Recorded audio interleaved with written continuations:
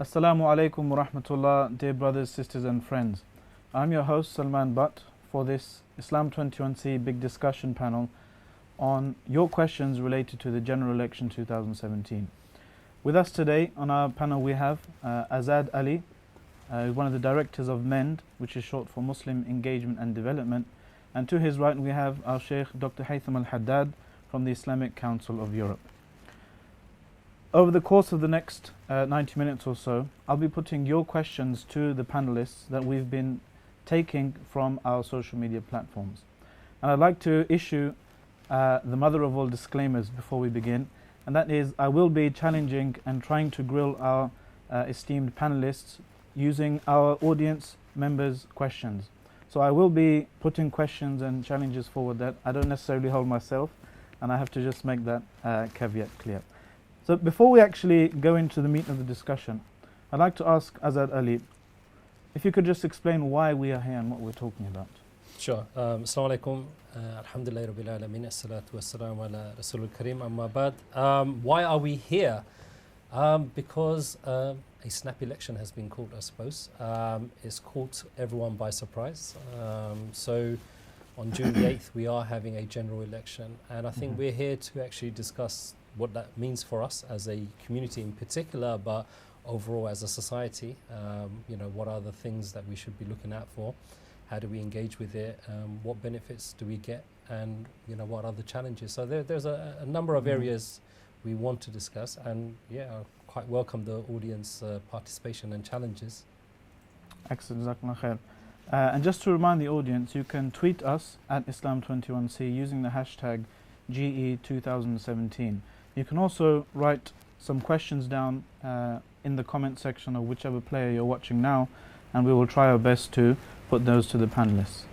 Now, Sheikh Haytham, كيف حالك شيخ؟ الحمد لله كيف حالك ما شاء الله جزاك الله خير ما شاء الله الحمد لله. You are Today was quite warm, isn't it? It is warm. Very hot. MashaAllah. Yeah. But you look as if you are cold, Dr. Salman. It must be the studio. Alhamdulillah. Okay, maybe the AC. Sheikh, it wouldn't be inaccurate to say that you are a controversial person, according to some people. According to maybe some right-wing newspapers, you're spoken about. And according to others, I am a very lovely person. Yes, and we love you for the sake of Allah. Most of the people believe that I'm a lovely person. We do. Ask Azad. I'll ask him in a moment, inshallah. Yeah. But one thing you have drawn some controversy surrounding is that you actively encourage Muslims in the UK to vote in elections such as the general election. And we've seen some of your work on Islam 21C talking about and writing about the general election. So could you, before I put some questions from the audience, could you just outline your basic view with regards to voting in the general election such as this one? Yeah. Bismillah ar-Rahman ar-Rahim. Alhamdulillah wa salatu wa salam ala Rasulillah. The issue for me is a matter of identity, who we are as Muslims in the UK. Are we immigrants, visitors? Yes. Is this our country? These places in Europe, are they our countries? Okay. I'm not talking about Muslims in Britain or British Muslims. I'm talking to all Muslims in Europe, or I like to call it European Muslims. In fact, I was in Holland a few weeks ago, again campaigning to encourage Dutch Muslims to vote and to be politically active in the whole political process. I was also in Germany, and I also participated in sort of a campaign. The issue is, if we believe that Europe is our place, is our country, Britain is our country as British Muslims, and we are not Muslims visiting Europe or Muslims in Europe, we are British Muslims, then we need to look what would be better for this country on a long term, because it is our country, it is the place we are living in. What would be best for us on a long term? Okay. Now, going back to your question, previously I was encouraging Muslims, to vote, actively encouraging Muslims to vote, and maybe to your shock, I have changed my view. Just let me shock the audience. I have changed my views actually regarding voting. Yeah, Ah. previously I used to believe that it is highly recommended, and now I strongly believe that it is almost obligatory. Yeah, Wow. Whew, almost. that's a good obligatory. shock. You Yeah. heard it here first, brothers and sisters. No, honestly speaking, Mhm. yeah, honestly speaking, I believe internally that it is obligatory. I don't want to make it clear like this. It is obligatory. It is wajib. You will be sinful if you do not vote. Why? Because people will just focus on this issue and leave the whole issue. We don't want that. Mhm. I think the discussion regarding the permissibility of voting or not voting, okay, participating in the political process, I think it should be absolute by now. We should really move forward. I know that some people are stuck with it, and it's still people. I was in another city yesterday. Okay, I gave khutbah in another city, and people asked me about this, and that was a shock for me. Mhm. Still, people are asking. When I was in Holland, we have actually progressed as British Muslims, but Dutch Muslims, they are still stuck, or some of them, they are still stuck. German Muslims, they are still stuck in this. We need to move forward. This should be an old discussion now. Yeah. But Sheikh, let me put a few contentions to you.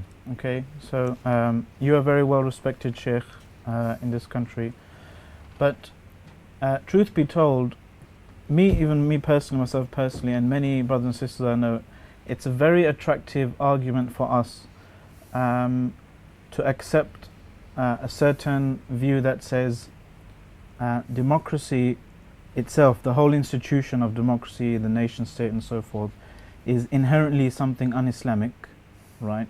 And those sheikhs and scholars who come and give, rulings about voting, they actually agree. They say, look, this is something bad, voting is something bad, democracy is something bad inherently, but where we should do it because of XYZ benefit. This is a common kind of conception, or a common description of the arguments, many arguments from scholars such as yourself and all around the world, who say we should participate, whether it's recommended or obligatory or whatever.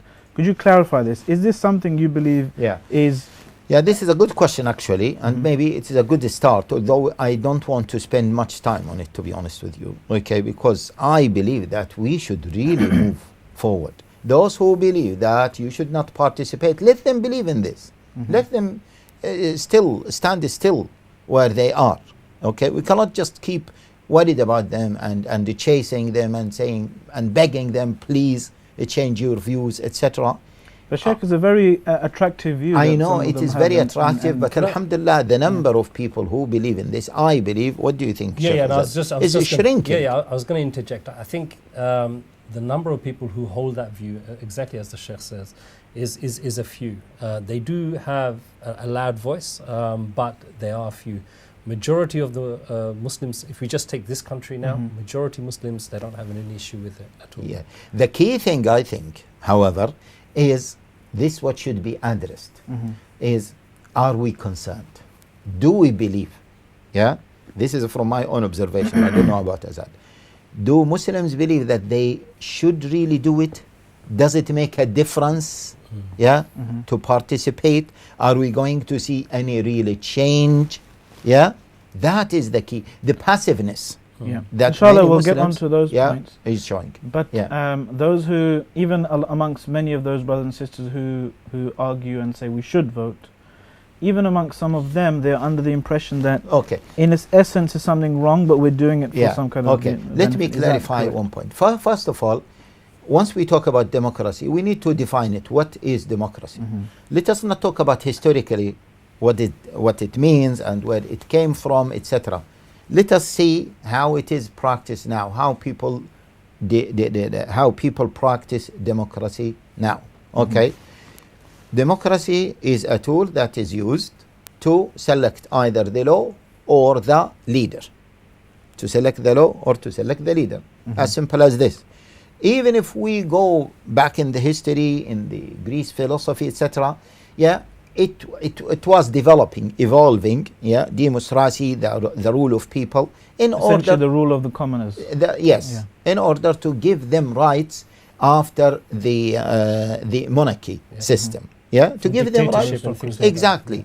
Yeah, to decide on their lands in the beginning, and as you know. Also, the concept of citizens. Okay, the concept. This is where it comes from. As Yes. well, because I think one of the important, and I'm sorry, Sheikh, I'm interjecting.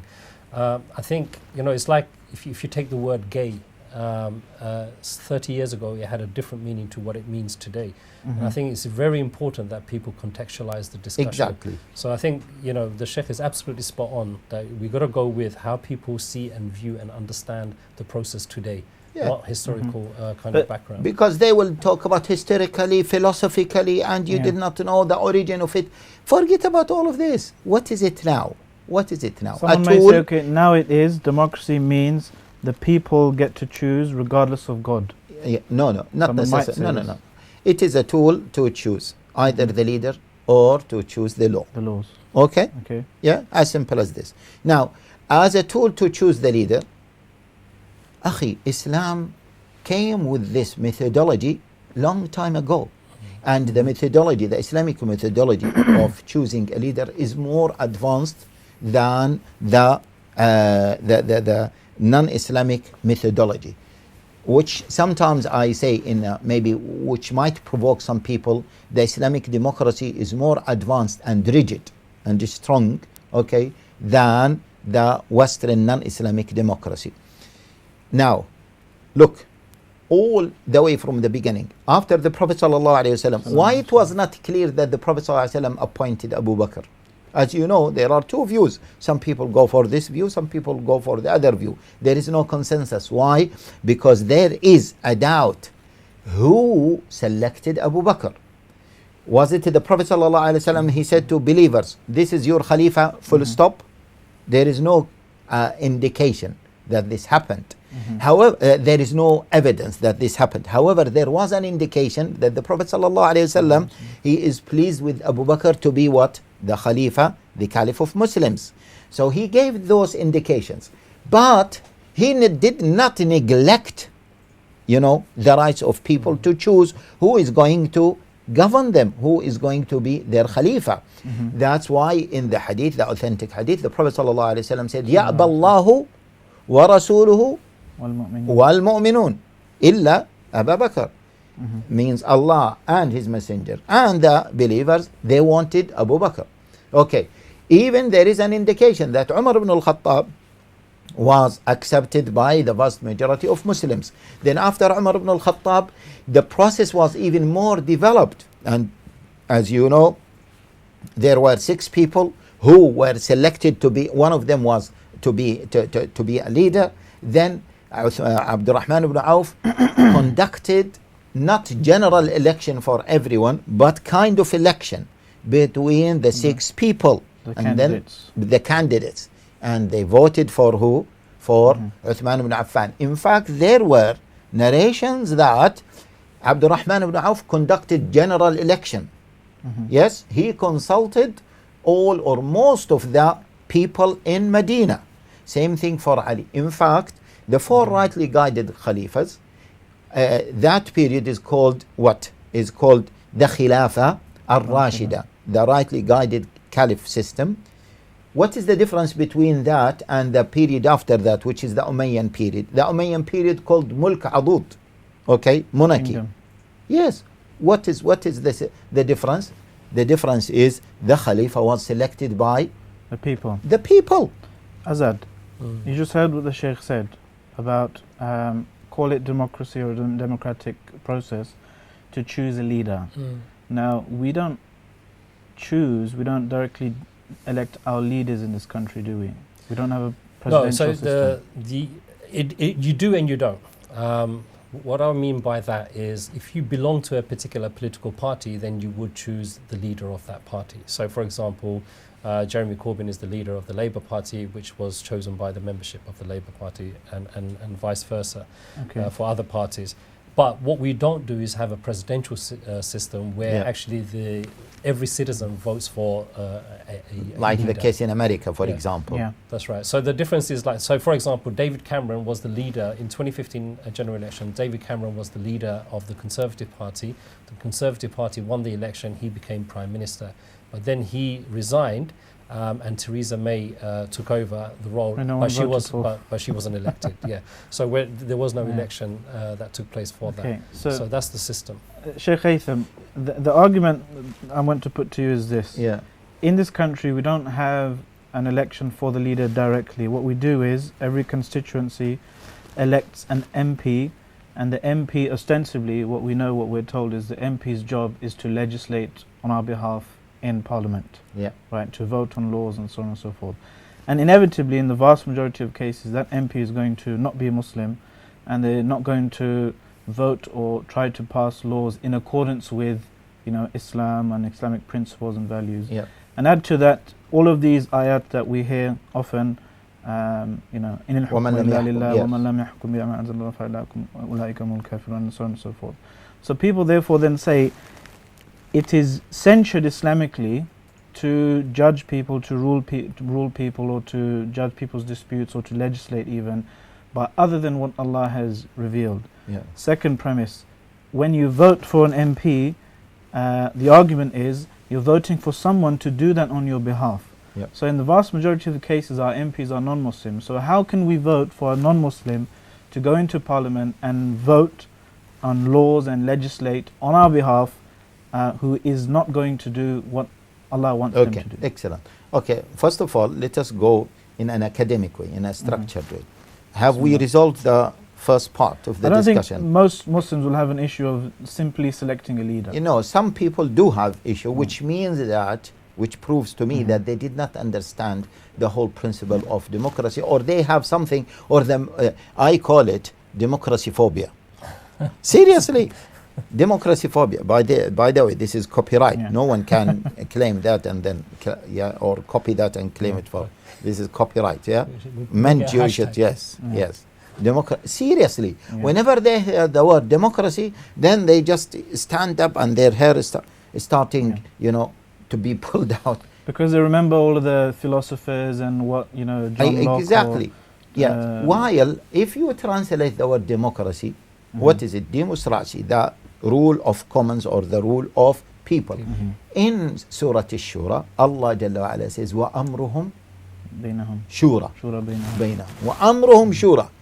In fact, the closest translation to وَأَمْرُهُمْ شُورَى is what? Democracy, rule of people. Amruhum means their rule. No. Shura, discussion. They like to use the word shura. Okay, shura is the Arabic term. Democracy is the non-Arabic term. Okay? So they say, well, there are differences, essential differences between shura and democracy. Of course, because democracy does not have one form. Even shura does not have one form. Sometimes in shura, you consult every single one. Sometimes in shura you consult those who are above 18. Sometimes you consult Ahlul Halli wal Aqd. Even Ahlul Halli wal Aqd. This is not revealed in Quran and Sunnah. Yeah. In fact, it was used in the 4th Hijrah century and later. So there are different forms of shura. There are different forms of democracy. There is not one form. It is a simple tool. So we finished this discussion. Now, let us move to the other part of the discussion, which is quickly choosing, as you said, an MP here who will legislate, on your behalf. And obviously, he will not legislate according to Sharia. Okay. See, the whole system of this country is not an Islamic-based system, a Sharia-based system. So when I vote for an MP, I am voting within an MP within that system. I am not making the system to be un-Islamic. This is the point. Some people do not understand this. The system is already there. Whether I participated or I did not participate, the system is there. It is not going to change. In fact, it is the opposite. If the system were to be changed, yes, it will change after engagement, not being away from the system, and then the system will change. No, the system is already there. So I am not giving power. I am not giving power to anyone to legislate against Allah's laws. No, he already have the power.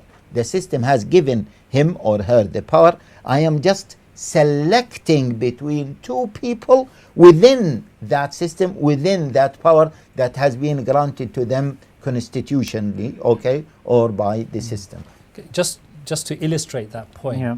in the last general election, 15 million people, over 15 million people didn't vote. And the election was won by 11 million. So the people who did not participate also helped, the party that got in to get into power. So there is this argument, exactly what the Sheikh says, is that whether you engage it or not, it's going to happen. But Sheikh, The isn't question this is, yeah. No, this is very important. The question Whether is, you participate or not, the system is there. We are not the one who put the system. In fact, if we want to change it, we need to be engaged. Yeah. absolutely. So let me summarize briefly. Are you saying that according to the eyes of Sharia, if you're not voting, doesn't lead to the system disappearing or becoming Islamic, right? Yes, I.e., if you vote or you don't vote, the system is going to remain the same. exactly. Yeah. Does Sharia then- no. Or the system is still going to have that initial, If that I minimum. vote, it is the opposite. If Mhm. I vote, I may improve the system. Mhm. Yeah. It's a simple science, isn't it? To change a matter, there has to be an introduction of something else. It's not going to just change by itself. So Okay. Muslims engaging in the system, okay, it gives an opportunity for you to air your view, Yeah. for you to get what you want. So there's a classic case of the same-sex marriage. The kind of legislation that went through, the Muslims kind of got engaged on it at the last moment. But it wasn't just the case that it was an issue for the Muslim community. There was the Christian community, the Jewish community, there was other communities that had issue because it was a sensitive thing and they all engaged it. So had we, and the other thing I have to say is we're very early stage in our engagement. We're a very new community, 50, 60 years here. So we haven't engaged in a coordinated and perhaps an organized way where change can happen, where you can see other lobbies where they have engaged and they have coordinated and they do bring those changes. Mhm. So I think just going back to the initial point, I think personally, I've been doing this for 30 years now. The people who used to say, first they used to say kufr, that you become kafir, all of that kind of stuff, they don't even say those things anymore. They now agree it's a difference of agreement. Okay. That being the case, say for the last 10, 15 years, I totally agree with the Sheikh that for us to now keep going back to this discussion actually helps those minority voices. Yeah. We have to now mature as a community and say, there will always be some people who will disagree. Khair, alhamdulillah, you are allowed to have your view and you can do what you like with your view. But for us to engage with it is wasting our time. Yeah. Okay. And I think what we need to do is now move forward and discuss how that, because there are more important things to Yes. discuss. Absolutely. Like, I'm how going to- how do we engage? I and want to everything pick else. you up on some of the issues of does voting actually work? Right? Yeah, What can yeah. we do? that and is so on. that- These are the questions. Yes. and That's discussion. Yeah. certainly part of the questions Yes. that we've got coming in. Yeah. However, Mm. we are getting questions coming in just to clarify, because Muslims want to know what state of mind are they in Yeah. when they actually cast their vote. Yeah. Right? Are they thinking this is something wrong, but I'm doing it as an exception or a concession, or are they thinking this is something there's no problem with in the first place? Yeah. No, this is something that, to start with, there is nothing wrong with it in the first place. Okay? Mhm. Nothing wrong. Okay? It is something that is neutral. However, okay, because of the major impact it has, and we will see some examples, yeah, it turns to be either highly recommended or obligatory. Obligatory. Yes. Right. So now, with the difference of opinion and that so forth mentioned, Yes. what if somebody says, look, on one hand, somebody is telling me, if you vote, this is contravening وَأَنِ احْكُمْ بِمَا أَنزَلَ اللَّهِ Yes. وَأَنِ الْحُكْمَ إِلَّا لِلَّهِ. Yeah. These major, So directive from the Quran. The Caliphs, when they ruled, did they not nullify those verses? Go on. No, didn't they? I'm asking you a question. Because people quote verses just in the absence of those verses actually existing from time.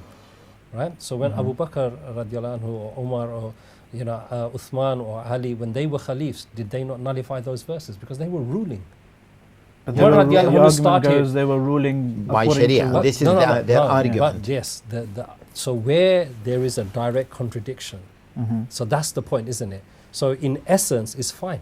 But where there's a direct contradiction, okay, to the Sharia, The direct contradiction that's is the problematic yeah. area. The direction contradiction happens when people selected me as a leader, one, and then also they gave me the power to change the constitution as much as I want, and then I said no, Sharia or Islam is not good for you. What is good for you is my law or another law. That is the problem. However, even in the case of Erdogan, because I was heavily criticized, about that, I said, brothers, just have some aql. When they selected Erdogan, they selected him to rule them according to the constitution or according to what he wants. According to the constitution, which is a secular, which is a democratic secular. one. So he can't just come and say it is a contract. The Ummah, the Turkish people from one side, it is a contract. I am selling you this, you buy this, I give you this, etc. So it is a contract. You work for me, you take this. You cannot just change the contract unilaterally. Okay, they selected Erdogan to rule according to the constitution. Which is wrong or right? What do you It's mean? No. problematic. It's not No, about wrong problematic. or right. See. But I think the point the Sheikh is making, which is really important here, is that, look, you know how Turkish politics was. You couldn't wear hijab, okay, in university and things like that. Islam was kind of almost taken out of the system. Yeah. How did that happen?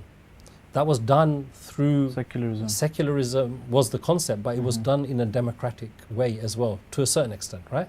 But what did Erdogan do? Through the same democratic system, he's undone some of those things that were against the Sharia, that were un-Islamic and everything else. So it would have been, someone would have said, okay, Erdogan, you are selected as a leader. And then Erdogan, okay, the Turkish people, according to constitution, Erdogan, this is how you should rule us. Then Erdogan has two choices. Yeah, either he will say, well, I will rule you according to the constitution, and I will again change the constitution based on the constitution. Yeah, because the constitution allows you, as he did in the recent mandate or referendum. Yes. Yes, or he would say, no, this constitution is kufr, I'm not going to be engaged in this. Now, which would be the best solution? The best solution, this is a very important example, because this is it is the same example that we are exercising now, or experiencing now. Either he would say no, then another person will come who is worse than him, and he will make it even worse for Islam and Muslims. Not for Islam and Muslims, forget about Islam and Muslims, for people. We know the Turkish lira before the AK party came into power. Yes, the Turkish lira is the dollar, I think, was 100 and something Turkish lira, and they were making jokes. In order to buy a patch of bread, you need to get this much amount of money in order to buy it. But he improved the situation not only for Muslims, for everyone, for those who like him, for those who do not like him, etc. So if you, as Brother Azad said, this is a simple rule. If you want to change something to be better, if you want to, then be involved. Don't just come outside and just keep crying. But I was talking with my wife just today about the schools, and because we passed by a Noor school, the new site, so we discussed the issue of a Noor school. Yeah, and I told her, had we as Muslims were living in this country as British citizens, we would have benefited from some of the previous systems that were there, like what is known as the free independent school. Yeah, where the government will build the school for you, you just provide the land, they will provide everything, and it will be according to your belief or according to your ethos. But because, and this is my point about elections, because we did not think of this country as our country, it is their country. You know, This is the their main country. point. Yeah. From everything We don't we're feel doing, at home. Some Muslims Yes. don't feel at everything home. Yeah. we're doing is, you know, if you don't have this concept right, is if you think about it, economically Muslims have not really done badly. They've done really Yes. well, because if you go back to the home countries of every Muslim that came here 40, 50 years ago, you will see that whole towns and cities were built by them from the Yeah. money they sent over. Yeah. Okay, Mhm, but had they invested that money here, like bought land and property and everything else, Yeah. their situation would have been much better. Had they understood the and law, the exactly. legal system, had they felt that, no, this is my country, this is my country, then the schooling system would be better. Okay, even the other day, when I went to that city, actually I went to Shapi, yeah, to give a khutbah there, a small community there. I said, look, in many Muslim areas, they are not clean. Why? Why you go to non-Muslim areas, they are tidy, clean, etc. Why? The services are poor there. Why? Because I'm just living here, I'm waiting to go back to my home country. Yeah, exactly. This is not Yeah. my hometown. This mentality has to come to an end. Otherwise, we will not progress. Okay, Sheikh, you made it clear about your opinion about voting, and Yeah. there's nothing wrong in the first place, but it might be upgraded to, you know, Yes, obligation. obligatory Yeah. even. Now we're getting a few questions here that are similar, and that is, having said that, do you believe it's possible or permissible for Muslims to join political parties or campaign for them? Yeah, campaigning for them without a shadow of a doubt. Okay, joining them. Okay, internally I believe that it is okay. That is not a problem. Okay, but I don't want to open the discussion now because it will open a can of worms. So please let us not discuss. That's that. for another day. Yes. With all due for respect, another day. Sheikh, and Azad, these are some of the No, questions. I can that are answer the coming in. question. I think, And- look, But because first of all, in the terms question of is this, because somebody will obviously say, look, this party, Labour, Conservative, whatever, they have some good stuff, but they have a lot of bad stuff as well. Yeah. So if you're campaigning for them, aren't you endorsing the bad stuff? No, you are not endorsing the bad stuff. So, you know, like Why? whichever organization you join, every Mhm. organization has things that you will agree with and things that you don't agree with.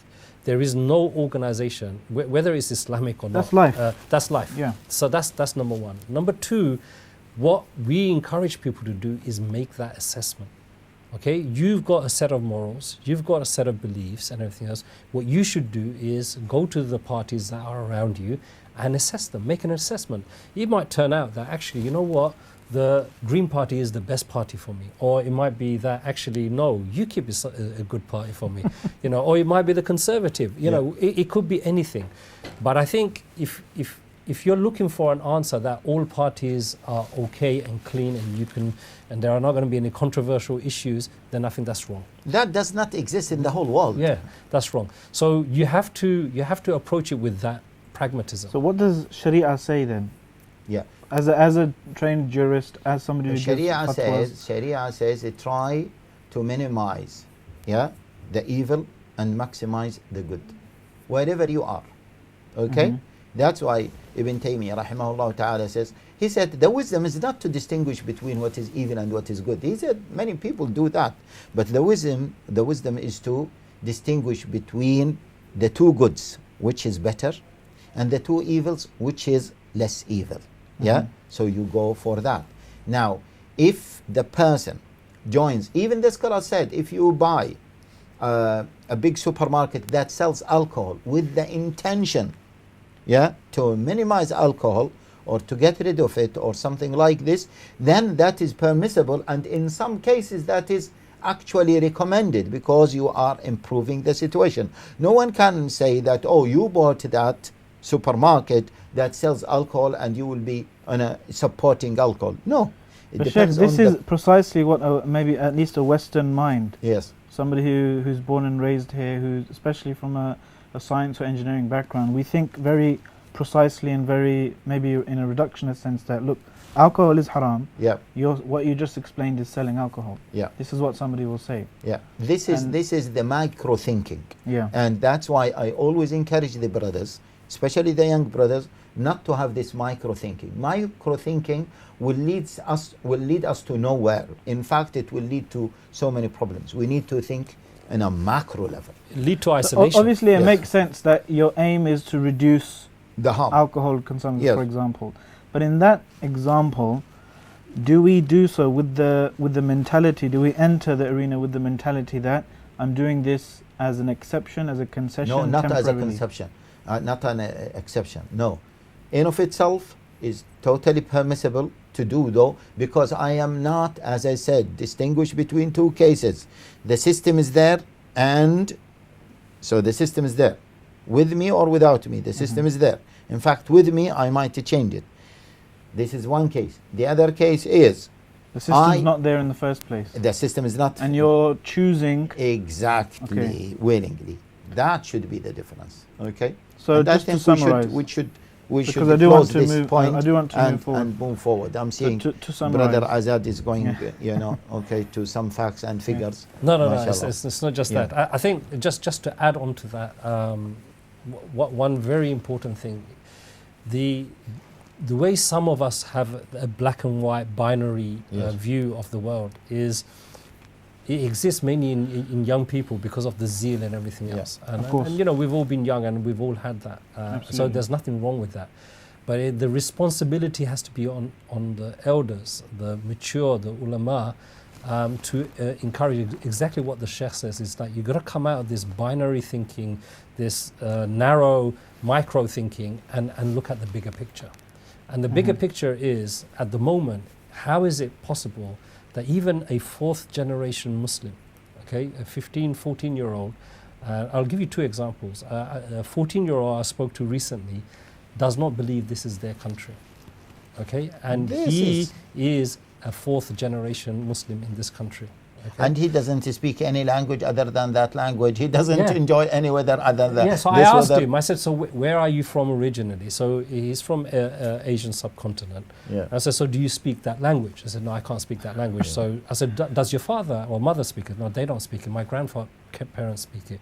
But I don't understand them when they speak. So he feels neither here nor there. No, there. So there's two reasons for this. One is the hostile atmosphere that is created, but that, to be honest, is one issue, and I wouldn't make that the majority issue.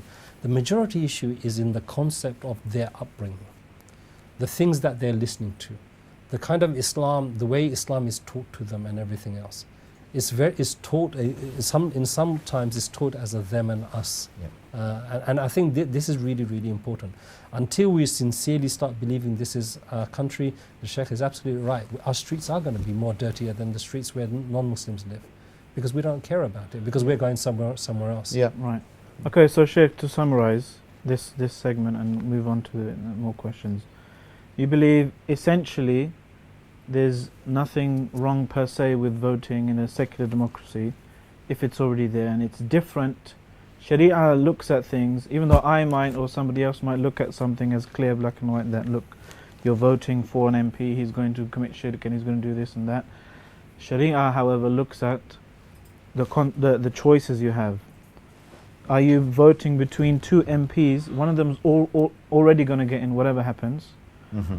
That's one thing, and in that case, you're not responsible for the sins of that MP might do. Maybe you're responsible for the difference between them. And in another case, if you're voting to bring about a secular democracy versus maybe a different, more Islamic system, right? I don't know, maybe a feudal aristocracy, whatever, right? In Pakistan or somewhere else in the Muslim world, and then you'll be judged on where, are you bringing about democracy and so forth. So you don't agree with the argument that says we, as the demos, we are empowering our governments, we are giving them a mandate to legislate on our behalf? The powers are already there, the system is already there, we are not, okay? We are just selecting. Historically the word voting, I was looking at it, the way I understood it with the old English, that voting, as you said, is giving power, giving power to someone. This is how No, the it is not Enlightenment giving. thinkers Voting now is a selection. You select. It's not giving power. Look, it's getting someone the way, and also I think, you know, our political system is not the same as other countries. So we have a party-based system. Okay, so before you actually vote on 8th of June, you will know where each party stands on all the major issues, whether it's to do with the economy, whether it's to do with the health service, transport, whatever it is.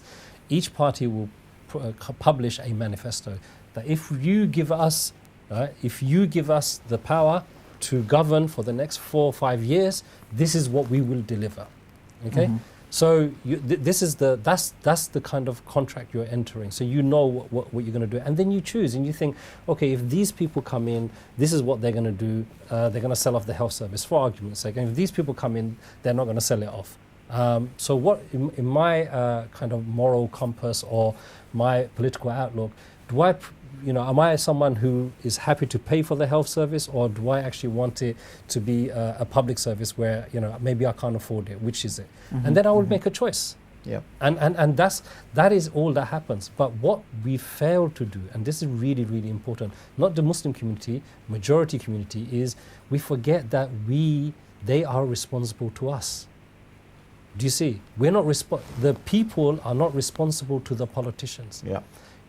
It's turned the opposite way. I use, I hope the Sheikh doesn't mind, the example I use, or the kind of thing that I say is the tail is wagging the dog. Yeah. Okay? So, what's happened is now politicians, what they do is they come to us and say, vote for me, I will do this for you.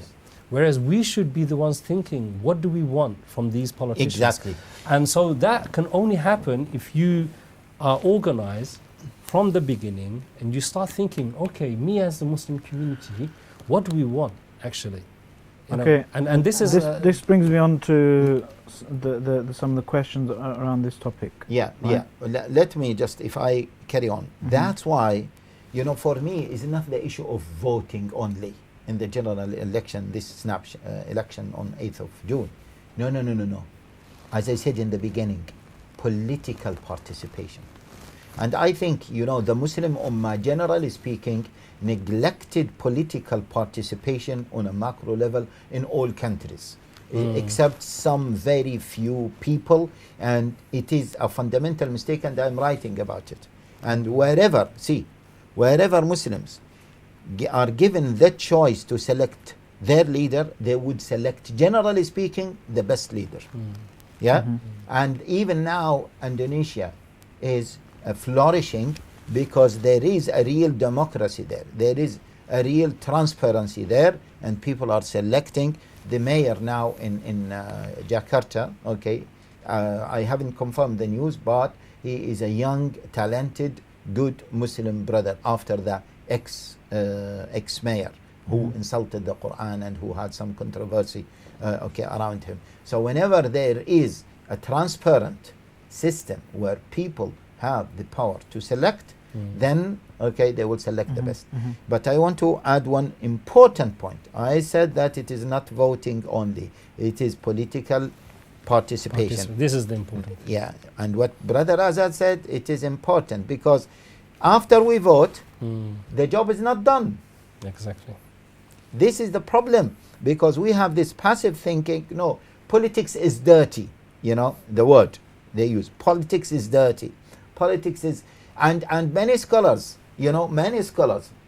see, we need to end this paradigm, this polarization, that a scholar like me, with this thobe, with this beard, he doesn't understand anything about politics. He doesn't know what politics means. And, like many Maulanas say, and many scholars, many traditional Maulanas, and they say, listen, come to me, I can talk about Quran and Sunnah, but politics, I don't know anything.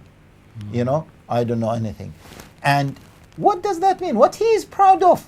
First of all, this is secularism, because he divorced between Islam, as a comprehensive way of life, and politics. Okay, this is one thing. So he made ibadah as the deen, and politics is something outside the deen. This is one thing. And the other thing is, as a brother called Dr. Salman Butt, once he commented, and he said, this Maulana, he is proud of his ignorance. He said, I am ignorant of politics, and not only that, he's proud of it. we need to end this. We need to end this.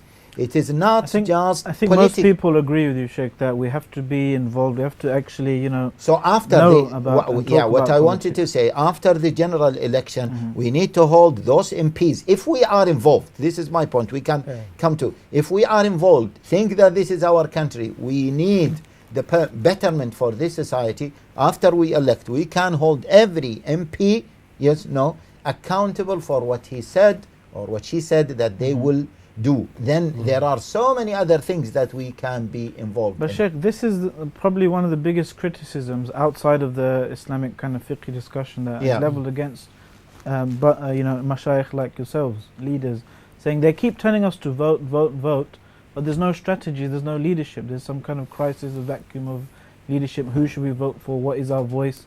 As the and See, people accuse you of personally, saying I you think voting is the be all and end all. Yeah, personally, I think that question itself is a fallacy.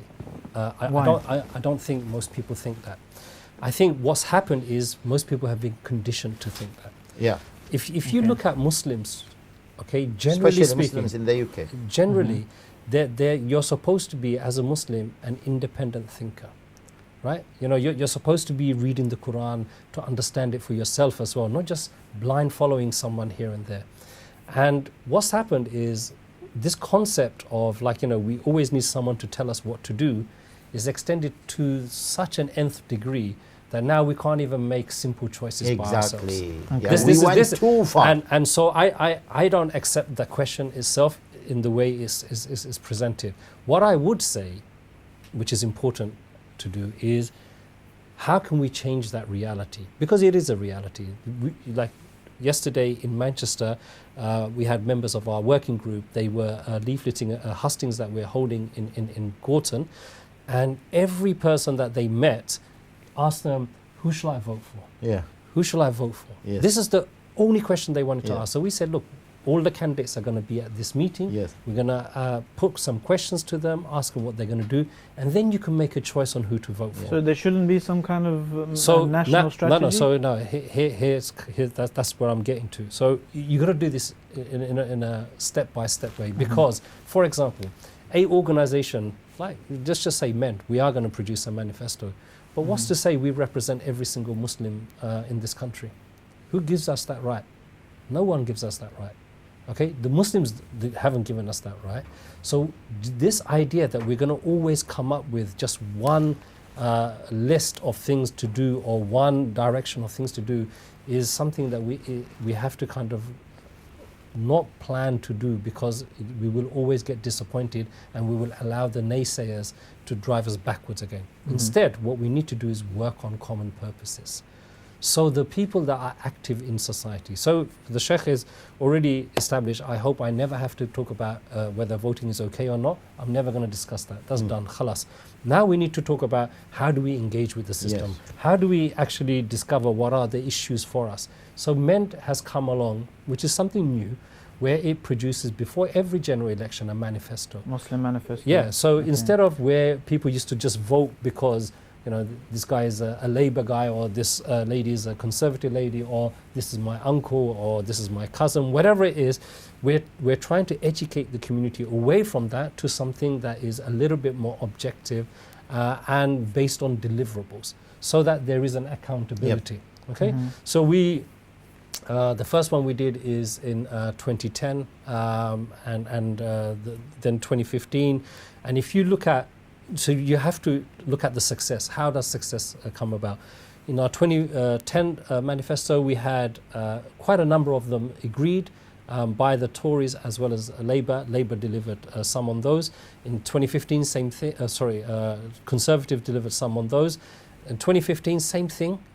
Labour agreed a lot more than the Tories and the Lib Dems, but obviously they didn't get into power. But the things that the Tories did agree, some of them they delivered on. So we didn't get delivery on everything. Yeah. That this is the wrong. I don't want to paint the wrong picture. It's still a process. Yeah. But we are getting success. Yeah. So you Can have you give to an be example organised. of what you did get a success So I would say the single biggest success that we've had is to deal with Islamophobia. For personally, me, I've been working in this challenging Islam for nearly since the Running Me Trust did this report. That's coming up to 30 years or more. Wow. In 2006, Showing your age now. the 2006, the Metropolitan Police was the only police force that recorded Islamophobia. Again, that was because myself and a few other organizations here in London. Yeah, I Muslim remember sector- attending that here. Yeah, so we 2006. pressured, but that was the only police force. So we needed, the problem was every time we went to government or any institution, we said Islamophobia was bad. They said, where's the data? What is Yeah. your proof that Yeah. Islamophobia is bad?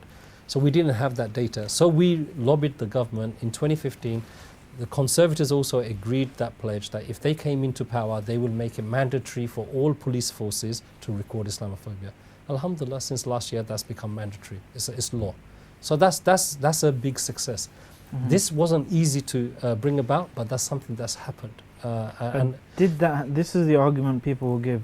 Did that happen because of voting, or did that happen because you were active in voting, other than voting? no. So voting is, that's what I said. Voting is a misnomer. It's just one Yeah. tiny act Yeah. in the whole process. Of political Okay. engagement. Yeah. It happened because we organized. It happened because we researched. It happened because we went to the parties and said, we want this, that, and the other. And then they agreed, and then that act of voting took place. Yeah. But that didn't make it happen either. It happened because then after the voting, we contacted the parties. Exactly, You said yes. you were going to do this. Yeah. When are you going to do Yes. this? We wrote to them. We got other You followed up members, the yeah, vote basically. to the election. contact the MPs, get other MPs to ask. We followed it up, and that's when it happened.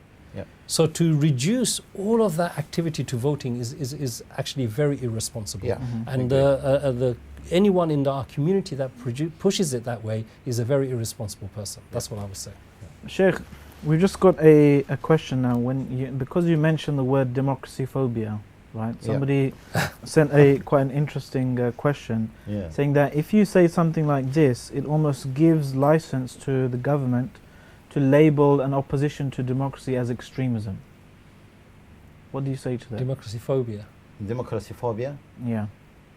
Because as you know, Oh, like in terms the of prevent British values. definition, Okay. Yeah. prevent Yeah, definition yeah. states that opposition to vocal or active opposition to fundamental Yeah. shared values or Yeah. British values Yeah. includes democracy, and if you go against or you oppose democracy as a value, Yeah. then this is a sign of extremism. And you're saying that democracy phobia and censuring those who oppose democracy as a value. Yeah. Some might interpret that.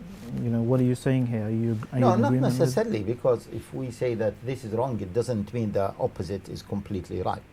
Okay. And let us not discuss that. Okay. Mhm. طيب, and as a brother, Yeah. we'll ask him, yani, if he's fasting today, Yeah. to break his fast, yani, and to drink, maybe to take paracetamol to calm down, okay, or to drink maybe lemon juice or Okay. juice, and then he will calm Maybe down. he or she But is listening. yes, he or she, or Z, yeah, no, Yeah. because now there is he or she or what the other one. I don't know, Sheikh. Okay, XD. I don't know. Yeah. They. Yeah, see, I want to say something about political participation, okay, and voting. I have written an article, it was actually in Arabic. It is called Sadiq Khan, Brexit and Trump. Mhm. Yeah, Interesting title. yeah, yes. I like yeah, it. Yeah. Yeah. What is the common thing between the three? Elections. Yeah. They some out of Elections. the ordinary, unexpected. Exactly. They were what? Against the mainstream. Or not the mainstream, against the Expectations. expectations Yeah. or establishment, or Mhm. okay. They In the bucked case, the trend. Yeah. yes, okay. And Sadiq Khan, in the beginning, no one expected that he will win. No Agree? one even expected he was going to get the nomination from the Labour Party. Exactly. You remember that? Okay. Mhm. Mhm. Yeah. We had a discussion about. Yeah. You remember big I was going to discussion. bring up Sadiq Khan actually. Okay, so that is a case. Brexit, you remember Brexit? Even my son, in the university, which can be seen illegal. The government did something that is illegal. They were pushing everyone to vote against Brexit. Even he said that some teachers, received kind of indication that you need to push the students Yeah. to vote against Brexit. they printed from their whatever budget, okay, leaflets against Brexit. And then what happened? Which shows that there is a real democracy. Yeah. Well, And then within limits. Because it was just a yes or no choice, a binary decision. yeah, I mean, because- Brexit has because- caused the whole okay. storm in See, British okay. politics. Once That's we true. say real, okay, Yeah. let us not go for the binary thinking, Yeah. because binary thinking I think, is Chef, also there's a better example, which is a little bit more mainstream, is if you look at Jeremy Corbyn as the example. Okay. And if you look at how he's bucked all of the expectations of the establishment and everything that you would say is bad about the democratic process and everything else.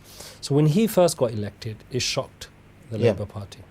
Okay, even the people in Labour Party couldn't handle it. But the establishment and certain media outlets, they went, They crucified him. yeah, Exactly. they, hell for leather on him, Yes. right? Yeah. Totally. Doesn't it Yes. show that Yeah. the system is against somebody trying but to make what happened? change, What meaningful happened? change? Then there was another election, and he increased his majority.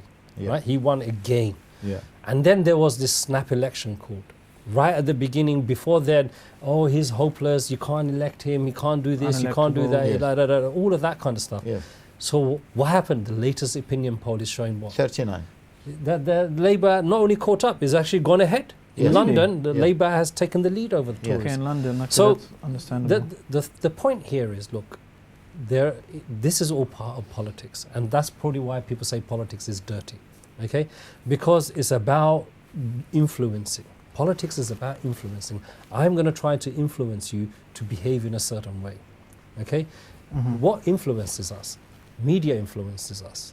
Money influences us, okay? These are things that influence us. So there are certain people who will do certain things to make us behave in a certain way. Otherwise, do you think majority of the people in this country are so rich that they can pay for private healthcare? Are they? No. They're not. No. Then why for the last 10 to maybe almost 15 years has our health service been slowly privatized? Yeah. Openly. Yeah. Why? Openly. Why? Because most of us are believing, are busy, have been influenced with other things. Yes. So the big issue we're not seeing. Scapegoats, immigrants or Muslims. Whatever, Yeah. whatever. So we've got to, agree with that, and then as a community, we can't fall into that same thing. Exactly. So you brought up Sadiq And Khan. not everyone is involved, okay, as they should be involved. Had everyone be involved as they should be. See, the problem is those who have certain agendas, yeah, they become more active. And then they win. Yeah? Otherwise, for example, Brexit. Okay? Do you think that the vast majority of people do really want to be, okay, independent from the UK? The establishment doesn't want that. The European The younger Union. generation, sorry, from EU, yeah. The younger generation, you remember when there was a big hoo-ha, okay, about it, they don't want this, when there was a petition for plus million people signed within a few days that they want, huge. okay. So, but as Brother Azad said, there are certain people who have the power, they use this Campaign. power, Not campaign, but Yeah, they it's shout loudest. It's not just that. It's you got to look. If you want to, and this is about participation. There are our media in this country is controlled by a handful of people Mhm. who happen to kind of all have a similar political leaning and outlook. Okay, you got to burst that bubble. Social media is a curse and a blessing. It's a curse for those yes, handful of individuals because it's a blessing It for the every democratizes man. Yeah. information. Now, Yeah. what happened is you can't control the Yeah. information anymore. yeah, It's proving very hard. Look how many times the mainstream media has been caught out lying, deceiving, and everything else. exactly, How many Mhm. times? exactly. Countless And your times. point is My point is that to We have change, an alternative now. to if we change use it. our situation, to change the way things are happening, the Uh-huh. power rests with us. Yes. And that is the whole point of Yeah. democracy, that you as a citizen have the ultimate but power. It some is up say, to you. Some say Whether you want that to be the involved or system- not. the system itself is against us. The system What is the resists, system? Resists So this, changes. I asked this question. So Somebody once said, let's what say is the system? Let's say, for example, one of the last times we spoke, it was about London mayor election, Sadiq Khan, he surprised everyone and won, right? And now we hear some brothers and sisters saying, look, you told us to vote for Sadiq Khan, and I just saw him, shaking hands with some Israeli minister and supporting Israel and doing a gay iftar and doing this and doing that, listing all the bad things that he's done. Bad right? Or things that you disagree with. This is very important, Salman. We have to get this right. Okay? When you say something is bad, you did not vote for an imam of your masjid. You did not vote for a khalif who's going to implement Sharia and lead you from an Islamic perspective. Yeah. You voted for a politician to govern your city. Yes. On political matters. Exactly, within a particular system. Yeah. He cannot change the system. So if he's shaking hands with this person or attending that thing, that's something you disagree with. But you can't say he's done something wrong and bad and everything else. You can't say that. Why? Because you didn't, unless you voted for him to be an imam. Yes. Okay. As an Do you imam, see? yes. If that person who said that to you, ask that person, did you vote him as an imam for you, for your deen? Is that why you voted him? If then you've got a problem. So in essence, you're saying don't compare him to Salahuddin Ayyubi. Compare him to... Why would you compare him to Salahuddin Ayyubi? Salahuddin Ayyubi, what's he famous for? Yeah. He's not famous for governance. What's he famous for, Akhi? Crusades. He's famous for warfare. Yeah. Why are you comparing him to him? Or any Khalifa or Imam or something. Can you compare anyone today to Usman, to Omar, to Ali, radiallahu anhu? No. Can you? So let us. So let's not make these silly kind of things. Let's go to the substantive issues. And I think, I don't know how much time we've got left, but there are one or two things I do want to kind of before going to that, I also see, I want to say to the Muslim community that Muslim leaders in the UK, and I always talk about this proudly in front of other Muslims in other places, other European Muslims, that we always go meet, discuss and coordinate our efforts, generally speaking, which is something that is highly recommended. We want all Muslims to do it. We don't want every Muslim to be individualistic, exactly, decide by himself and then claim that he speaks for Muslims as some organizations do. No, there is a mainstream Islam, alhamdulillah, Muslims discuss things, etc. But what Brother Azad was insisting on is that we should empower ourselves. We should not really be spoon-fed. Children. Okay, in your constituency, you have John and Mike. Vote John. Don't vote Mike. Like this. No. Okay. We will be issuing the Muslim Manifesto. Different organizations actually are going to issue some guidelines. Use those guidelines to know who would be the best person, or maybe this time the best party for you. Okay? For the election. For the coming election. This is what should be. This is exactly how to move forward. And just to give you an example, so what we do because we didn't think there was going to be an election this year like everybody else. 3 years. We slowly were doing our research, but we had to obviously fast track it very quickly. So this year we focused on similar to last election, but if you give me a chance, there's 8 areas we thought are very important, not just to the Muslim community, but also to the wider community. The first one is about Islamophobia itself. This is a big issue in terms of hate crime and everything else, and there's something that we have in our manifesto about that. The second thing is following up from our discovery in the census, and we also did a survey about employment discrimination in the workplace. We thought youth and education is a very important area. If you remember from the census 2011, 48% of the Muslim population is 24 and under. Yes. Okay? And if you also look at statistics of prisons and everything else, you will see Muslims are hugely overrepresented in the prison system. Okay? In some places, I think it's in London, it's almost 21%. But nationally it's hovering around 11-12%. Okay, so it is a big issue. And then I mentioned earlier about the workplace discrimination. In our survey, we found actually people who are visibly recognizable as Muslims, like they wear a hijab or a niqab or have a beard and everything else, feel that their careers are stunted because of that choice that they make. Limited or so there is a bar. this is a very important area, and also important areas also include things like minority rights. Okay, we have to remember we live in a society where the rights of the minorities is what gives us protection. And this was one of the arguments about Brexit with the tie into the European courts of human rights and the Human Rights Act and everything else. This is all important. But let's not forget the elephant in the room. What's the elephant in the room? Since the year 2001, we've had counterterrorism legislation that's disproportionately affected the Muslim community. Okay, so these are still issues that we need to deal with. I mean, we've mentioned, I think in passing, is just one, but Schedule 7, the impact of that legislation. How much is harassing people and everything else, how much is reducing people's liberties and rights. This is very, very important. So, these are just, but also we would also put in international affairs because they are also important to the Muslim community here. So things like Palestine, things like Kashmir and others, these are very, very important subject matters. Exactly. So it is a balance. Yeah, so it's a holistic kind of approach where the benefits are not just for the Muslim community, the benefits are for our society.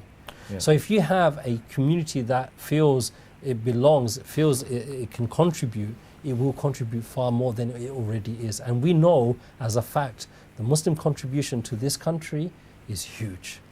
So you mentioned Islamophobia, youth, education, unemployment, minority rights, counterterrorism apparatus, integration and cohesion, and crime international and affairs, crime and policing. Yeah. Are you saying that participating in this coming election, for example, will have any tangible effect on these things? The plan. Someone could just say they'll just do whatever they want, regardless of what we do.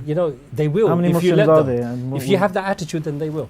If you have that attitude, they will. If I say, Salman, you'll do whatever you want, and I'd never hold you to account, you will do whatever you want, right? Exactly. But if you know, actually, Azad's going to keep asking me questions, is going to pull me up, then you will be mindful that, maybe. So I think, let's be honest about our approach.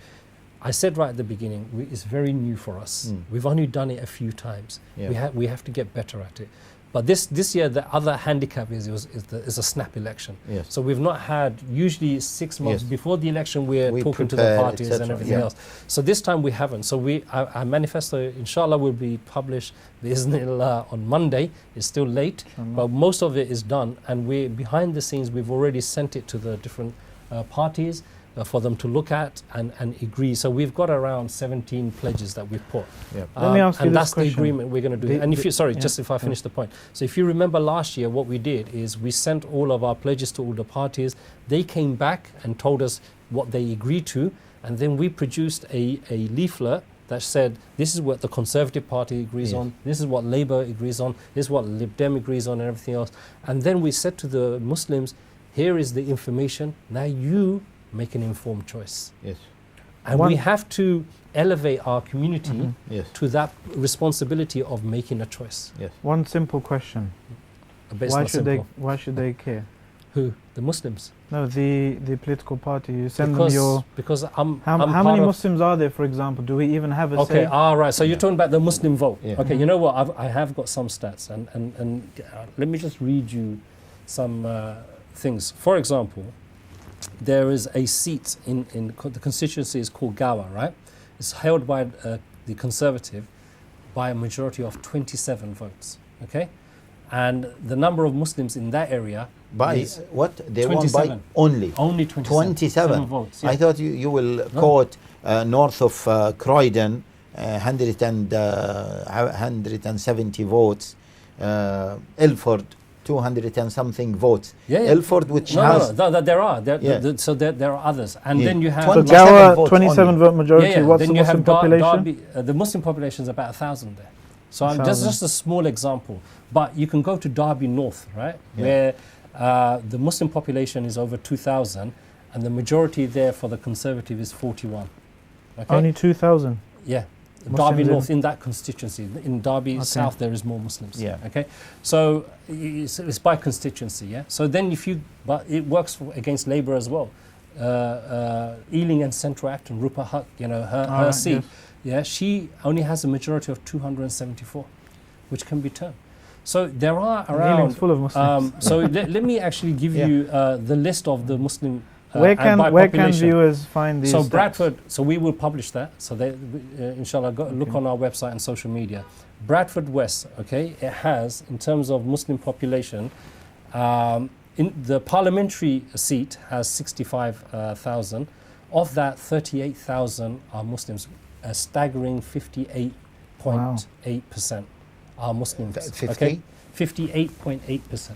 Nearly 60% of Bradford West voters are Muslims. So this is this the highest? This is the highest. Yeah. Then you have Okay. Birmingham Hodge Hill, which is the next 53%. Then you And have do these Muslim in these areas, do they have a say on the vote, on the swing? Of Of course. If No, they're no, 50%, no.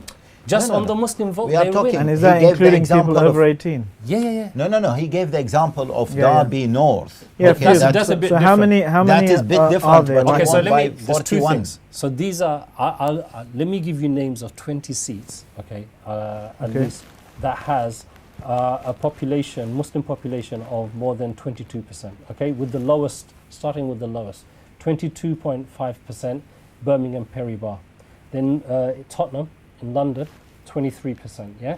Then Brent 23% Muslim. Muslim. Wow. And then Brent Central, 24%. Slough, 25%. Leighton and Wanstead, 26%. Luton South, 27%. Edmonton, North London again, 28%. Walthamstow, 29%. You haven't got these from some far right website. You're taking Manchester Gorton, Manchester Gorton, 30%, yeah. Leicester South, 30%, nearly 31%, yeah. West Ham, 32%. Poplar and Limehouse, just in Tower Hamlets, 36%. Ilford South, 37%, let's say, rounding it up. Blackburn, 38%. Bradford East, 38%. Bethnal Green and Bowl, 39%. Then you have Birmingham Ladywood Ward, constituency, 44%.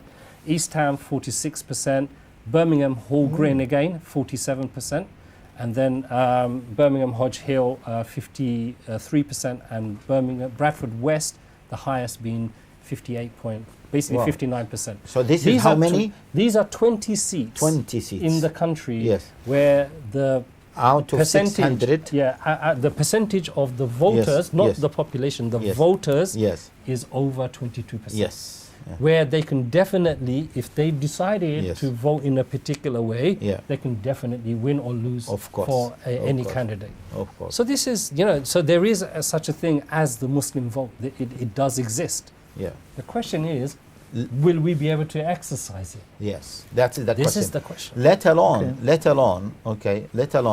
that in many constituencies where it was like what is it called, not safe seat, marginals, okay, the difference is a few hundreds.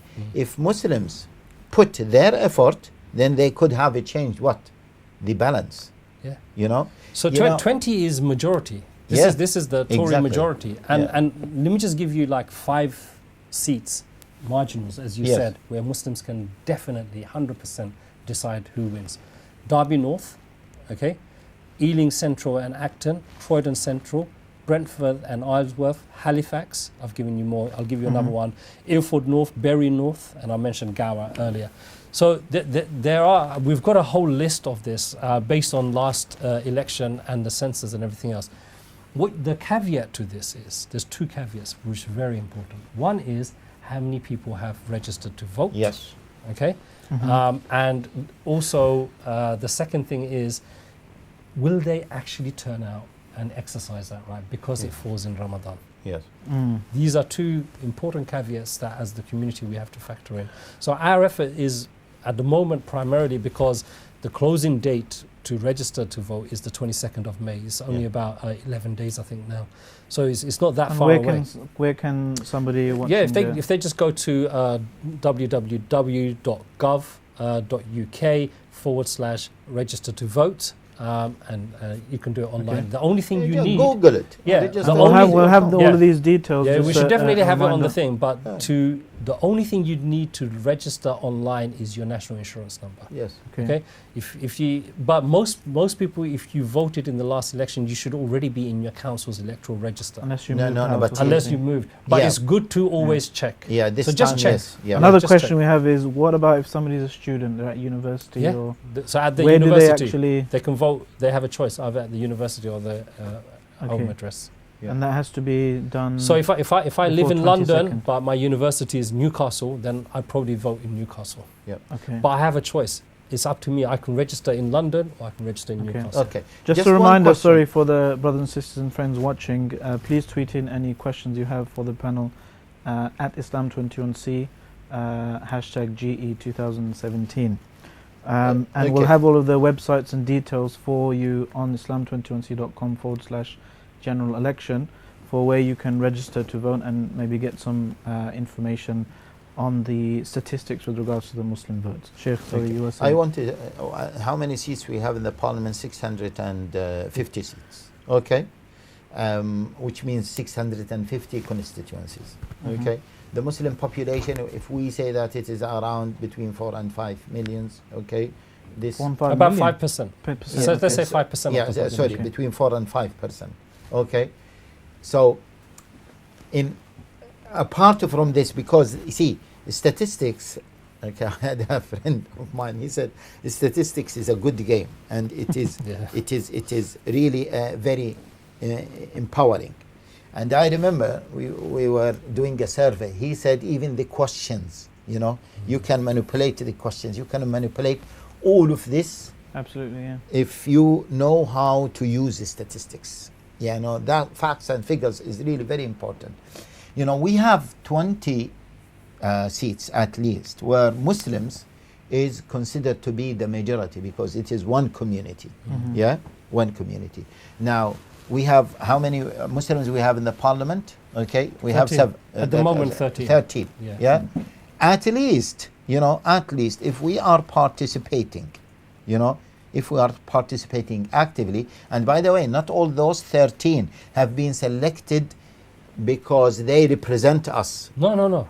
Yes. This is very important. They're never selected because they represent the Muslims. Yes. They're selected Mhm. because they represent their party. Exactly. This is and, important. And even some of them, they are anti-Muslim, as we Yeah. all know. So at least, and by the way, we should not be shy. We should not be shy that yes, we want our representatives there. What's the point of democracy if you say that? Well, no. See, I don't want to put my people. No. Well, what's the point? I want to put my people. This is the whole point of democracy. Sheikh, that brings me to one question, Yeah, however. so is my idea clear Yeah. that at least we should have 20 Muslims who represent us, okay, who take our voice to the parliament, at least 20, plus, I know sometimes we feel shy that no, we are not talking about Muslims, representing us. Why not? This is democracy. This is my country. So somebody asked just Okay. now, somebody asked, And apart Yeah. from the 20, because there are so many seats that are swinging, we can make a difference. So Definitely. if we have 5 more seats, so we are talking about 20, 25, maybe 30 good Muslims. Okay, by good Muslims, I mean strong Muslims who can, okay, represent us in the parliament. We need people to represent us in the parliament. so you're saying that your opinion is that it's Muslim, there should be Muslim MPs, Muslims should stand for members of parliament. Yeah, Muslims should. There's nothing wrong with that. And I think, just want to add on to, even in this general election, there are more Muslim candidates standing as well. Yes. Mhm. So there is a possibility to increase the number from 13 Yes. to maybe 18 to even double 20. Yeah. So I think, And I want the Muslims, okay? This idea, maybe, I know, Azad, you might disagree with this. This might that- surprise some no, people. they should come strongly and say that, well, I'm representing my community. Whom do you want me to represent? To pass what maybe other communities want? What's the point? Okay, these Muslims are part and parcel of the country, the mosaic here. Okay, and there's nothing wrong for you Exactly. wanting. It's you know, there's your voice to be heard. two very important points here. One is, look, before Sadiq Khan became the mayor of London, no Muslim would ever think that a Muslim can hold such a position. Yes. So he's broken a ceiling. Yes. Forget about him Yes. as an individual for a moment from an Islamic perspective. Yes. Just look at him as a Exactly. Muslim, visible Muslim. Yes. It's Okay. like, you know, now it's not just in there. If you go in arts, Yeah. like, you know, who's the baking queen in this country, Salman? Yeah. It's a Muslim I'm afraid woman. I don't Yeah. know her name. Yeah. Nadia, Nadia right? something, Yeah. Yeah. Who's the So- now cooking MasterChef? Who's won the cooking? Who Yeah. won MasterChef? Again, another Muslim woman. Really? Yeah. Okay. Yeah. So, you know, so all of these things, what they act as is breaking that thing and Exactly. normalizing Muslims in Exactly. society. Yes. And this Okay. is important. So we should have, Muslims should become MPs, should become councillors. They should want to do all of these things. Very important. Okay. But even more important than that, as a community, is we need to learn to engage in politics with objectives and deliverables and something that is rational rather than emotional. Yes. What Because happens if you play, traditionally across the country it's emotional. It's emotional. The local candidate comes to the mosque Yeah. and everyone says, Yeah, it's Yeah. emotional. Yeah. You know, it's like, you know, it's like that brotherly system, isn't it? Yeah. Right? It's emotional, right? You know, you're from my village, you're from my clan, you're from this, you're from that, whatever. We've got to really move away from that into objective, rational politics. And where alhamdulillah, to be our honest with you, deliverables- I think Muslims in the UK in particular, compared to Muslims elsewhere, I think they are doing very well. Yeah, think no, they are doing I very think the well. progress is And happening. yes, and the I think progress is so. happening. Those And- people who would raise the question, you know, what progress have we made? What changes have we made? Well, evidently there has been a lot of changes. Yes. Evidently. Yeah. such as? Well, in terms of visible breaking the glass ceiling, that's happening, and in terms of actually policy deliverables, that's happening as well. And you know, one thing you can't measure enough is, you know, when you actually, you know, you're talking about the identifying the evil Yes. from the two evils, Yes. which one is the lesser one, Yeah. is when you stop the bigger evil coming in, right? You know what harm they would have brought. Yes. So you kind of are relieved when you bring in someone who brings in less harm. But you know, we forget as humans very Yes. quickly, Yes. right? Because we receive no harm, Yes. because we live in safety We and say, everything else. what did you What do? did you do? What did Yeah. you do? But the fact that you were safe for the last 3-5 Exactly. years, whatever, Exactly. is something that you miss. That's a good point. But Sheikh, Yeah, I say, if you know, back to Erdogan, Yeah. because this is really a very good example. Okay, Okay. Muslims have to really mature. someone on that Yeah, actually, someone you said know. that's a Muslim majority country. How can No, you no, no. We compare are not Erdogan? talking about it. We are talking about the game. Okay, Okay. the political game or process. Okay. Many people I know that they were against him because what did he do, etc., etc. When the failed attempt coup happened, I asked yeah. some of them, "What did you do?" You remember I called you on the night, yes? yes, Okay. yes. I said, "What did you do?" They said, "No, we all want to support him." I said, "I thought that you are against him." They said, "Actually, yes, we were against him, but when we thought about your point, that we thought, had he been replaced with someone else, what would have happened?" Yeah. This is how to think about it, okay? Not because you do not receive any harm. And this will come from Yeah. maturity. Yes. This will True. come from maturity. Exactly. And looking we have at the to- bigger picture Yeah. and understanding how the dynamic of the society, the dynamic of the contemporary world, you know, the dynamic now is, you know, politics, engagement, you know, how to do things is more powerful, you know, more powerful than weapons. Mhm. You know, many young people unfortunately think that unless you are, you know, you do things in a physical way, you will be failure. No. Smart, soft, you know, intelligent, engagement, discussion. Now in this world, in this climate, It's very important. is more dynamic, more you know, more influential. Yeah. Okay. And alhamdulillah, the Muslim community, I feel that the young generation, you know, is progressing towards that. Yeah. Well, we have some very good questions from the audience here. For example, One brother is saying, what do you think of an independent Muslim running to be an MP rather than through the party system? Personally, because our country is based on party politics, independents are not a very good idea. But having said that, so I personally don't agree with people running as independent. But having said that, sometimes in politics it's important to run as an independent or have an independent candidate run to perhaps remind a particular candidate in an area that, you know, if you renege on your promises and everything else that you make, or you go against your constituents, this is what happens. And a very good example would be in Bethnal Green and Bow, where the sitting MP with a huge majority, Una King, a Labour MP, this is like a Labour lifelong seat, she voted for the Iraq war, even though the whole community wrote to her, met with her and everything else, she still voted for the Iraq war. And then in the next election, they elected an independent MP just to de-seat her, to teach that lesson. So I think this is, So these, as one wise sage as a protest says, vote, is fine. as one wise sage once said, shoot at their feet to keep them on their toes. Okay, Yeah. that's There you go. I didn't say that. I hope everyone got So that to right. speak, is a metaphor, Yeah. clearly. Yeah. inshallah. But do you see? So in a party, so in our current system, it's better to work with the parties. Yeah, but anyway, this is not the discussion now. Let us focus on the coming general election. We want every single one, you know, to go and register. Okay, very and, important. And see registration all online. Online. You don't need to put that much effort. I'd like to say something that is quite important before we end. In Ramadan, it's true that we are doing ibadah. Yeah, this is part of our ibadah. You know, this is voting. Yes, in Ramadan for the coming general election is part of our ibadah.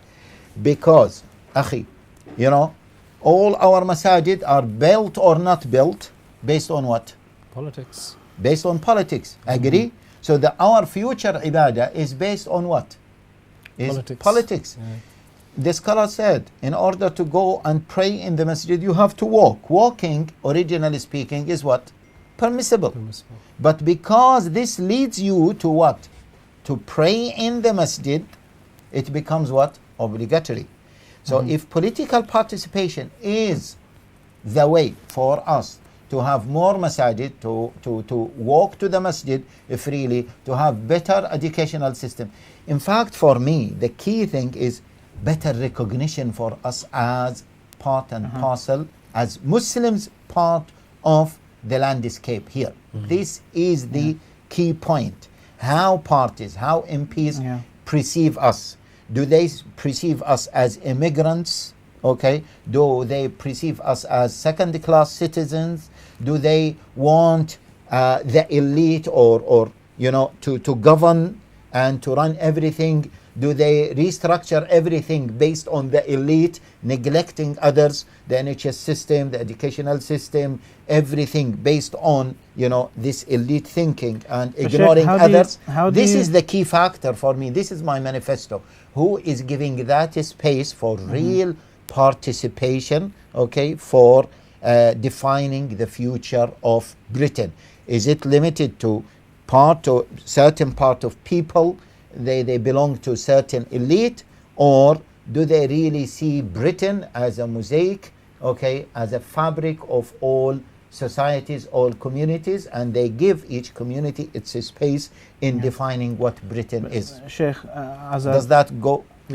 What do you say then to because some Muslims in particular are asking the question and saying, we feel from discussion about our rights and this and you know defending and this kind of position, Islamophobia, getting scraps from the table almost, it seems sometimes, that we have maybe a position of weakness, that we're in a weak position and we're trying to get as much, you know, rights, so as many rights. There's and two conceptual issues here. How do we address this? Well, first is you've got to address the conceptual issues here. The first is when people, and I've heard this before, get scraps from the table, we're in a weak position.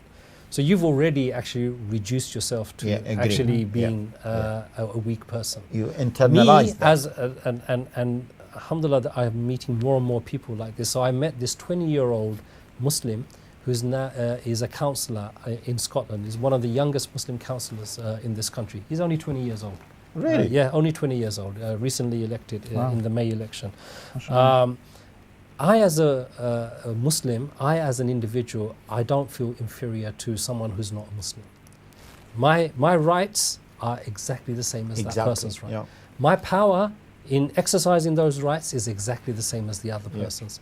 It's not less, it's not more. Yeah, The only according to difference- the constitution, your right, my right is like the rights of the queen Yeah, exactly the same. by The law. only thing that makes me achieve less than you is probably because you're more organized and you have a Exactly. better plan and you're actually doing some work. Yeah. Whereas me, I'm just sitting here Yeah. moaning, Yeah. what are you going to do? These people, expecting it to be delivered to me. And we have this concept. Even We the have this way- concept uh, in our even when we communities, complain, unfortunately. we don't complain, okay, in the right channel. Yeah.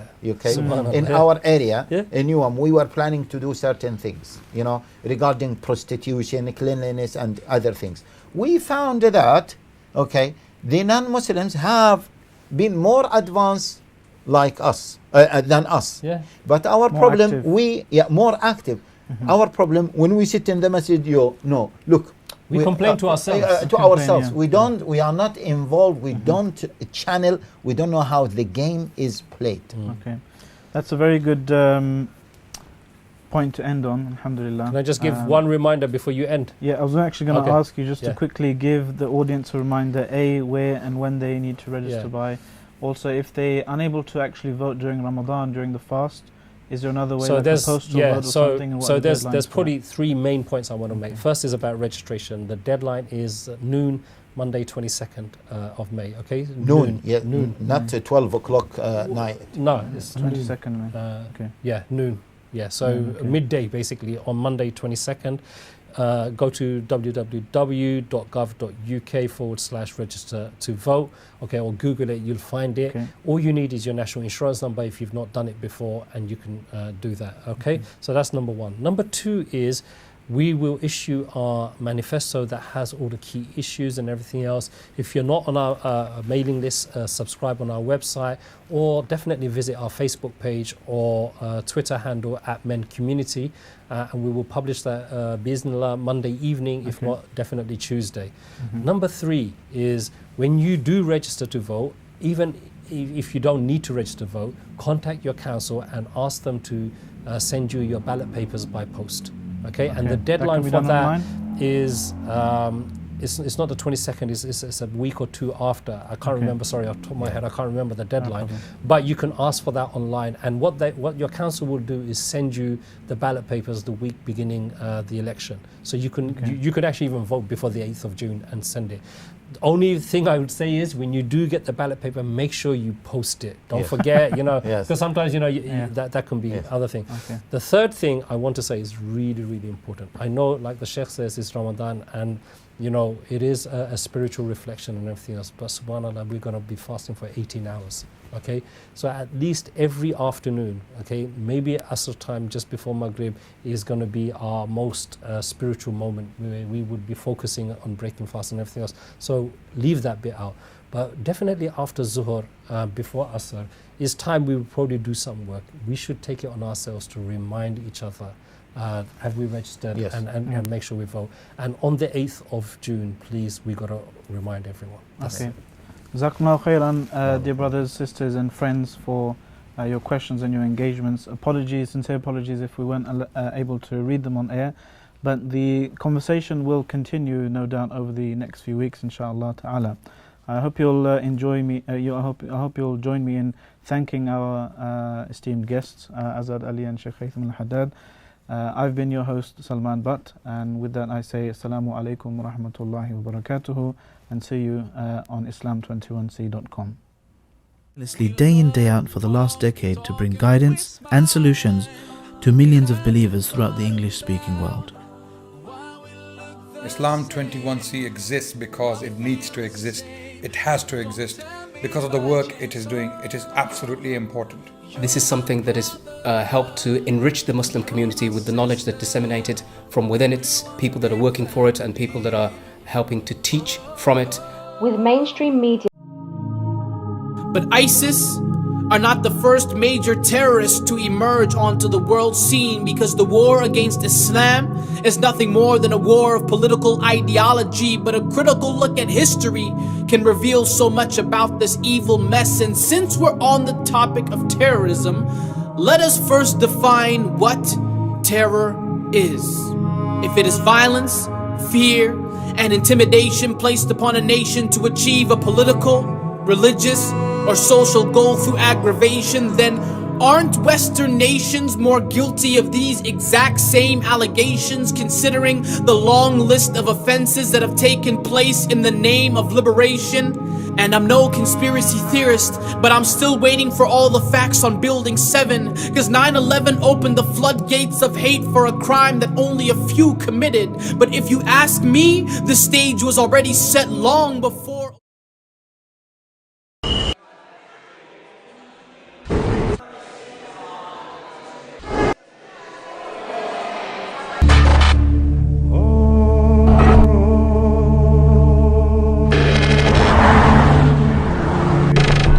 If these people have done such good work, why are they walking away from their jobs?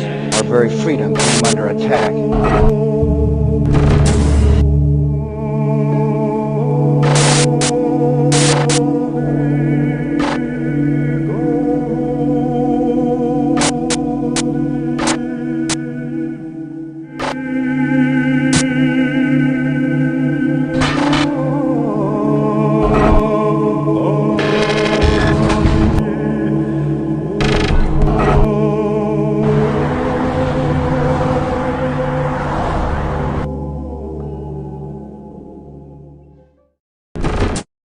We ask the following people, why does it exist? To present the holistic and comprehensive image of Islam. It's to help Muslims understand their role living in the West. Because it is one of the biggest voices of Muslims in Britain. To increase the glorification of Allah. To inform Muslims about what's relevant to them, as well as connecting them to what's good for them. To develop confident, holistic Muslims. To bring Quranic lessons into people's lives. To empower and unite the Ummah on its divine foundations. To have intelligent discussions on religion, politics, and society. To connect Muslims in the West to the wider Ummah. To bring about some kind of change in society.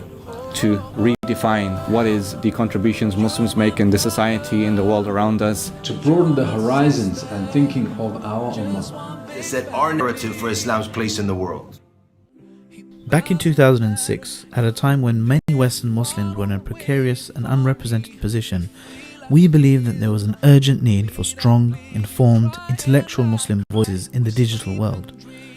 It was obvious that the internet was the place to start, so Islam 21C was born, and has sought tirelessly day in day out for the last decade to bring guidance and solutions to millions of believers throughout the English-speaking world. Islam 21C exists because it needs to exist. It has to exist because of the work it is doing. It is absolutely important. This is something that has helped to enrich the Muslim community with the knowledge that disseminated from within its people that are working for it and people that are helping to teach from it. With mainstream media commenting on the opinions of Muslims, Islam 21C provides the real voice for the Muslim community in the West. In the digital age, really the most powerful medium is the digital medium. And so having a dedicated website that deals with the needs of the modern Muslim in all of its different facets is essential, really. The work of Islam 21C is absolutely vital. It needs to continue. I think Islam 21C in fact has represented a great progressive development in Muslim information, access to information just for almost a decade now. And alhamdulillah, it's something that's invaluable for us as an information source. I'm quite indebted to the information that they provide. So there are many websites that talk about Islam. Some of them are focusing on political angles, some of them are focusing on spirituality, some of them are talking about some ilmi, jurisprudence stuff, and so on. But there is no single website that talks about all of them. that talks about all the subjects that Muslims need in a very interconnected way. And I think Islam 21C is very unique from this perspective. So what now? We have two choices ahead of us. Do we continue for the next 10 years, keeping to the current scope and capacity, or do we aim bigger, braver, higher, spanning across Europe and the entire English-speaking world, bringing Orthodox Islam truly into the mainstream? Allah subhanahu wa ta'ala will always have chosen people to carry out work such as this. The question is, dear brothers and sisters, will we want to be part of that legacy? Now we call upon you to think big and be brave and be part of this legacy, and join us in making Islam 21C stronger than ever before. We want to aim high. We need to aim high. We all need to support Islam 21C together to make this happen. Visit Islam 21C now and invest in building a stronger future for Islam in the 21st century.